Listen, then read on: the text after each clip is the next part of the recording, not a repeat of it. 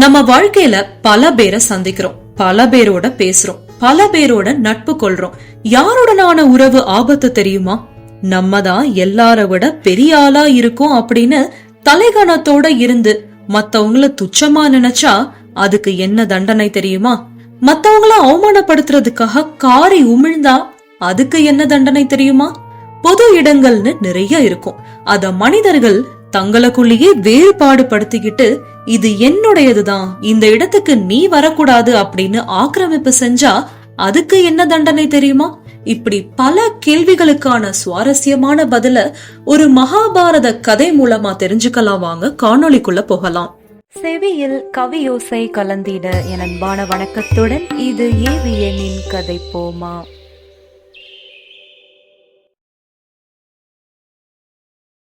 முன்னொரு காலத்துல பாண்டவர்கள் வனவாசம் போயிருந்தாங்க. அந்த சமயத்துல ஒரு முறை அர்ஜுனன் தேவலோகத்துக்கு போயிருந்த சமயம் மற்ற 4 பேரும் திரௌபதியும் காட்டு வழியா நடந்து போயிட்டு இருந்தாங்க.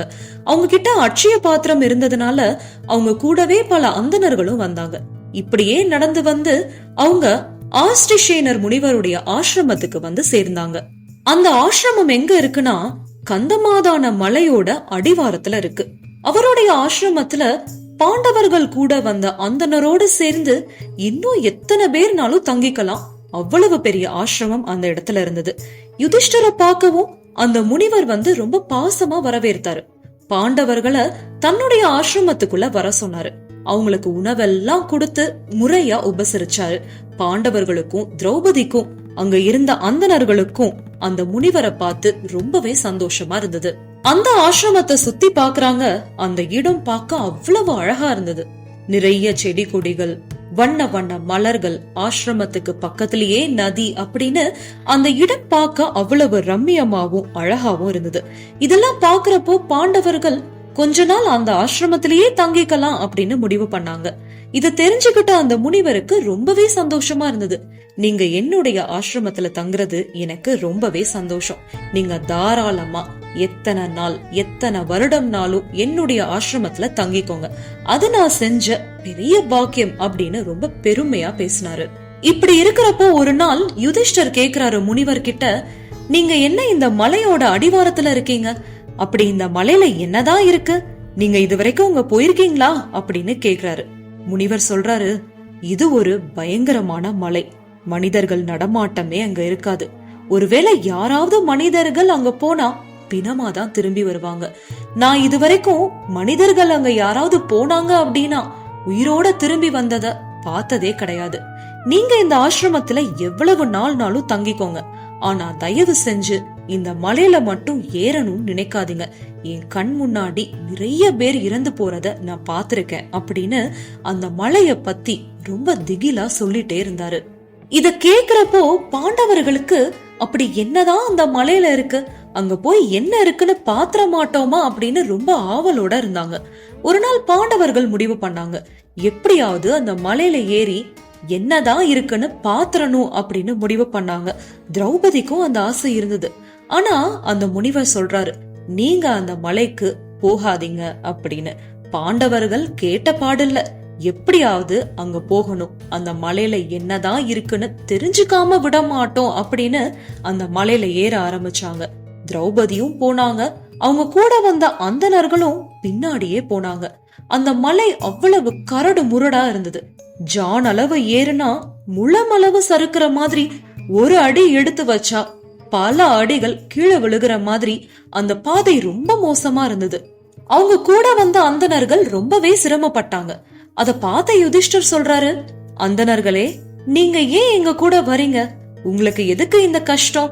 நீங்க முனிவருடைய ஆசிரமத்துல போய் இருந்துக்கோங்க. நாங்க இந்த கந்தமாதான மலையில என்னதான் இருக்கு அப்படின்னு பாத்துட்டு மறுபடியும் உங்க கூட வந்து சேர்ந்துருவோம் அப்படின்னு சொன்னாங்க. அந்தணர்களுக்கு அங்க என்னதான் இருக்குன்னு பாக்கணும்னு ஆசை. ஆனா யுதிஷ்டருடைய பேச்ச மீறக்கூடாது அப்படின்ற ஒரே காரணத்துக்காக மறுபடியும் கீழே இறங்கி முனிவருடைய ஆசிரமத்துக்கே போயிட்டாங்க. இப்போ பாண்டவர்களும் திரௌபதியும் மலையில ஏறுறாங்க. அந்த பாதை அவ்வளவு சிரமமா இருந்தது. கொஞ்ச நேரத்துல அந்த மலையே அதிர்ந்து போற மாதிரி ஒரு சத்தம். திரௌபதிக்கு ஒரே பயம்.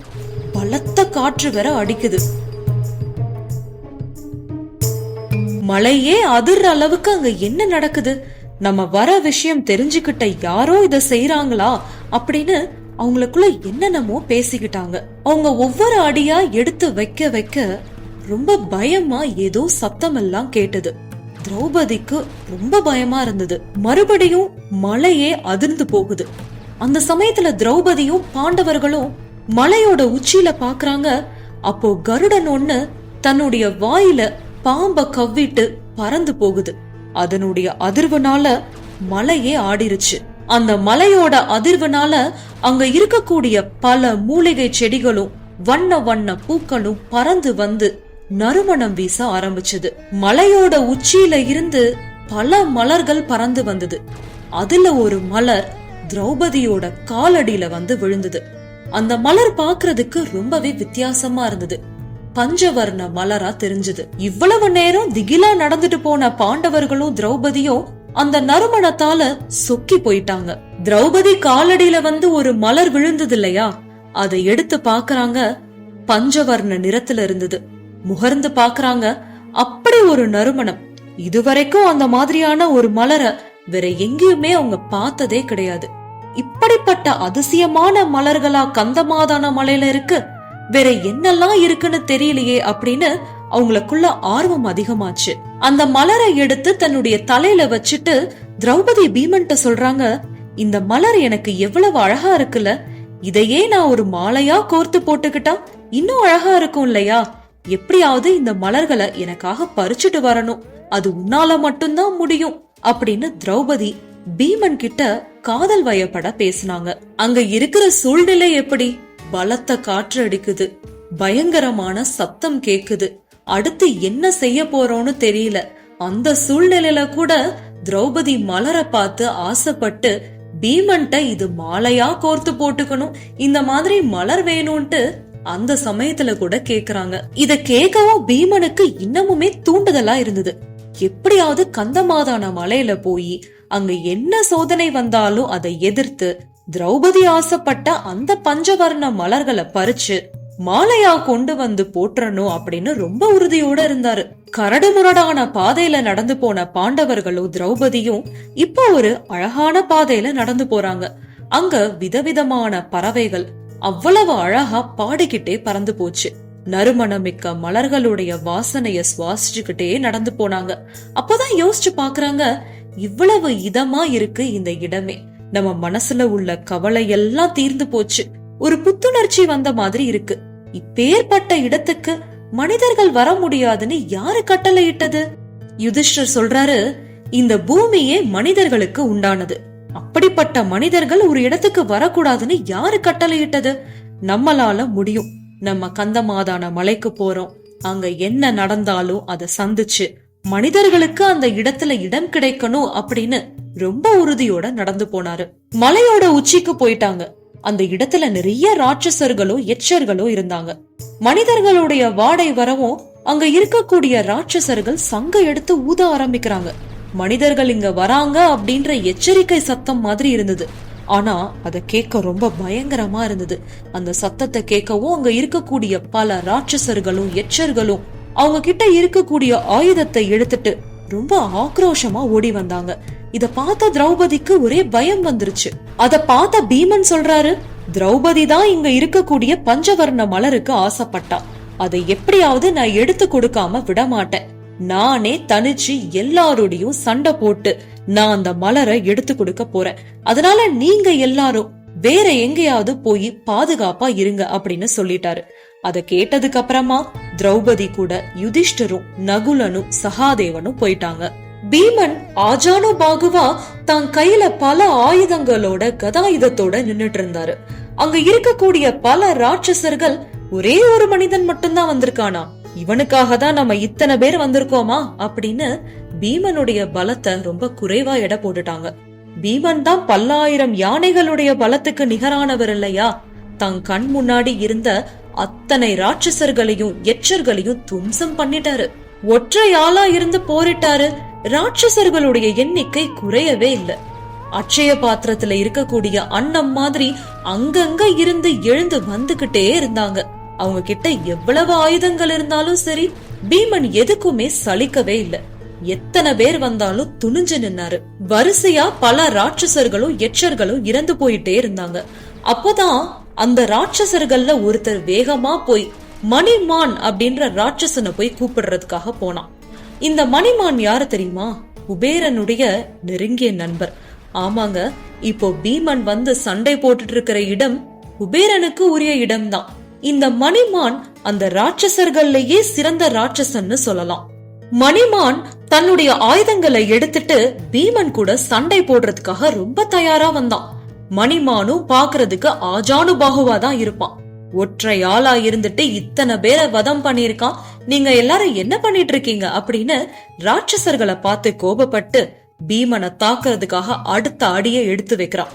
பீமனுக்கு தான் எல்லாருமே சாதாரணமாச்சே, தான் கையில இருக்கக்கூடிய ஆயுதத்தை மணிமான் மேல ஏவுறாரு. மணிமான் பதிலுக்கு தான் கையில இருக்கக்கூடிய ஆயுதத்தை ஏவுறான். இப்படி அவங்க ஆயுதங்களை வச்சு ரொம்ப நேரம் சண்டையிட்டாங்க. ஒரு கட்டத்துக்கு மேல மணிமானால பீமனுக்கு வலு கொடுக்க முடியல. தான் கையில இருக்கக்கூடிய ஆயுதங்களும் போயிருச்சு. ஆயுதம் இல்லாம என்னால என்ன செய்ய முடியும் அப்படின்னு நின்னுட்டு இருந்தான். அத உணர்ந்த பீமன் அவரும் ஆயுதத்தை எல்லாத்தையும் விட்டுட்டு தனியா போய் சண்டை போட்டாரு. பீமனுக்கும் மணிமானுக்கும் பயங்கரமான சண்டை நடந்தது. பீமனுடைய தாக்குதலை தாங்க முடியாம மணிமான் அந்த இடத்திலேயே உயிரை விட்டுட்டான். இத பார்த்து அங்க இருக்கக்கூடிய சில எச்சர்கள் வேகமா போய் குபேரன் கிட்ட சொல்றாங்க, நம்மளுடைய இடத்துக்கு ஒரு மனிதன் வந்திருக்கான், அவன் பாக்குறதுக்கு ஆஜானுபாகுவா இருக்கான், உங்க கூட இருக்கிற பல எச்சர்களையும் ராட்சசர்களையும் அவன் ஒற்றை ஆளா இருந்து கொன்னுட்டான், அது மட்டும் இல்லாம அப்படின்னு தயங்குனாங்க. குபேரன் கேக்குறாரு, என்ன என்ன சொல்ல வரீங்க, என்ன தயக்கம் உங்களுக்கு, சொல்லுங்க அப்படின்னு கேக்குறாரு. அப்போதான் எச்சர்கள் சொல்றாங்க, உங்களுடைய நண்பனான மணிமானையும் அந்த மனிதன் கொன்னுட்டான் அப்படின்னு சொன்னாங்க. இத கேட்ட குபேரனுடைய கண்கள் சிவக்குது, கோப கனல் பறக்குது. தங்கத்தினால் ஆன தன்னுடைய புஷ்பக விமானத்துல 2 குதிரைகளை பூட்டி வானுயர பறந்து யார் இந்த வேலைய பார்த்தது அப்படின்னு பாக்குறதுக்காக வராரு. இது ஒரு பக்கம் இருக்க, மணிமான் இருந்ததுக்கு அப்புறமா தான் யுதிஷ்டர் பீமனை பாக்குறதுக்காக வராரு. பீமன் இந்த அளவுக்கு கொடூரமா இத்தனை பேரை கொண்டு குமிச்சிருக்கான் அப்படின்னு யுதிஷ்டர் எதிர்பார்க்கவே இல்ல. யுதிஷ்டர் சொல்றாரு பீமன் கிட்ட, பீமா, நம்ம வந்திருக்கிறது வனவாசத்துக்கு. வனவாசம் அப்போ நம்ம கத்துக்க வேண்டிய விஷயங்கள் தான் நிறைய இருக்கு. இந்த சமயத்துல நீ இத்தனை பேரை கொண்டு போட்டிருக்கிறது அவ்வளவு நல்லா இல்ல அப்படின்னு தன்னுடைய சகோதரனை கண்டிச்சிட்டு இருந்தாரு. அந்த சமயத்துல குபேரன் தன்னுடைய புஷ்பக விமானத்துல இருந்து இறங்கி வராரு.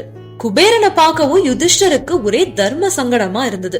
மணிமான வேற பீமன் கொன்னுட்டான், அவருடைய இடத்துல இத்தனை பேரை துவம்சம் பண்ணிட்டான், குபேரனுடைய முகத்துல நான் எப்படி முழிக்கிறது அப்படின்னு யோசிச்சுட்டு இருந்தாரு. ஆனா பீமன் குபேரனை பார்த்து எந்த விதமான சபலமும் படாம ரொம்ப சாதாரணமா நின்னுட்டு இருந்தாரு. குபேரன் வேகமா வராரு, சந்தோஷமா வரவேற்கிறாரு. யுதிஷ்டர் முகத்துல இருக்கக்கூடிய கவலையை உணர்ந்த குபேரன் சொல்றாரு, யுதிஷ்டா, உன்னுடைய சகோதரனுடைய இந்த செயலால நான் பெரிய சாபத்துல இருந்து மீண்டு வந்திருக்கேன், உங்களுக்கு நான் நன்றி சொல்லணும் அப்படின்னு சொல்ல யுதிஷ்டருக்கு ஒண்ணுமே புரியல. என்னுடைய சகோதரன் உங்க கூட இருக்கக்கூடிய நிறைய பேரை கொண்டு இருக்கான், உங்க நெருங்கிய நண்பனான மணிமானையும் வதம் செஞ்சுட்டான், இதுல என்ன சாபம் இருக்கு, நீங்க என்ன வந்து கேக்குறீங்க, எனக்கு ஒண்ணுமே புரியலையே அப்படின்னு கேக்குறாரு. குபேரன் சொல்றாரு, யுதிஷ்டா, பல ஆண்டுகளுக்கு முன்னாடி நிறைய முனிவர்கள் சேர்ந்து ஒரு இடத்துல பெரிய அளவுல யாகம் நடத்திட்டு இருந்தாங்க. அந்த யாகத்துல அகஸ்தியர் தான் தலைமை குருவா இருந்தாரு. அவருடைய தலைமையில அந்த யாகமே ரொம்ப சிறப்பா நடந்துட்டு இருந்தது. அது ஒரு அழகான வனப்பகுதி. நானும் மணிமானும் எங்க கூட இருக்கக்கூடிய சில படை வீரர்களும் அந்த வனத்துக்கு வானுயர பறந்து போயிட்டு இருந்தோம். இந்த மணிமான் இருக்கானே, அவனுக்கு செருக்கும் ஆணவமும் அதிகம், இயலாமையும் அவன் கூட இருந்தது. அதனால நம்ம வானுயர பறக்கிறோம், கீழே இருக்கக்கூடியவங்க எல்லாம் சாதாரண மனிதர்கள் தானே அப்படின்னு அவங்கள துச்சமா நினைச்சு எச்சில உமிழ்ந்துட்டான். அது அகத்தியர் மேல போய் விழுந்துருச்சு. அகத்தியருக்கு கடுமையா கோபம் வந்துருச்சு. மணிமான பார்த்து சொல்றாரு, எந்த மனிதனை துச்சமா நினைச்சு நீ என் மேல எச்சில உமிழ்ந்தியோ அதே மனிதனால நீ இறந்து போக போற அப்படின்னு சாபம் கொடுத்தது மட்டும் இல்லாம என்ன பார்த்து சொல்றாரு, குபேரா, இப்படிப்பட்ட ஒருத்தனை போய் உன் கூட நண்பனா வச்சிருக்க இல்லையா, அந்த பாவத்துக்காக அவன் இருக்கிற வரைக்கும் நீனும் பல கஷ்டங்களை அனுபவிப்ப. இப்போ உன் கூட பல படை வீரர்கள் இருக்காங்க இல்லையா, அவங்களும் எல்லாரும் இறந்து போயிருவாங்க. அது வரைக்கும் உன்னுடைய கஷ்டம் உன்னை விடவே விடாது அப்படின்னு அகத்தியர் சாபம் கொடுத்துட்டாரு. அதுக்கப்புறம் நானும் மணிமானும் எங்க கூட இருக்கிற படை வீரர்களும் அவ்வளவு கஷ்டத்தை அனுபவிச்சோம். இந்த மணிமான் அதுக்கப்புறம் என்ன செஞ்சான் தெரியுமா?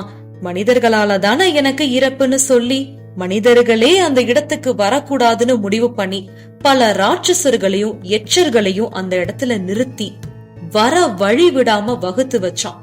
என்னால அவன் நெருங்கிய நண்பனா இருக்கிறதுனால அவனை ஒரு அளவுக்கு மேல கட்டுப்படுத்தவும் முடியல.